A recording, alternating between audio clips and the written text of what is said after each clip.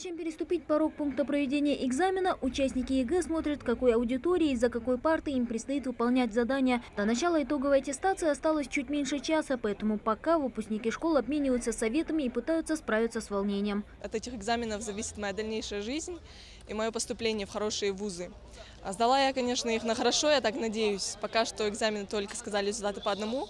Но вот сейчас этот экзамен для меня тоже очень важен, является профильным экзаменом. Я готова к нему, и волнение, конечно, есть, но я надеюсь его хорошо сдать сегодня.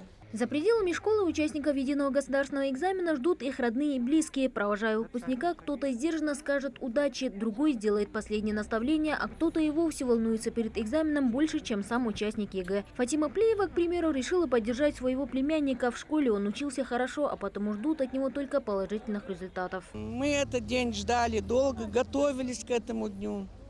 Бэгмах дали, хотя урза у нас, но все-таки мы решили до конца простоять, поболеть за них. На проходной ребят тщательно досматривают организаторы и общественные наблюдатели. Телефон, калькуляторы и другие электронные средства у участников единого государственного экзамена тут же изымают. Впрочем, сейчас выпускники школ пользоваться запрещенными средствами связи даже не пытаются. Вытащить телефон невозможно, так как камеры все пишут и звук тоже настроен.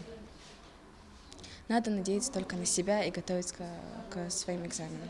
А тем временем участников итоговой аттестации распределяют по аудиториям: 14 кабинетов, оснащенных камерами видеонаблюдения, и почти 190 выпускников школ. В их числе и Милана Чехкиева. Девушка решила поступить в один из ведущих вузов Москвы и стать экономистом. Математику, обществознание и биологию она уже сдала, на очереди история. Я особо не волнуюсь, так как это не первый экзамен.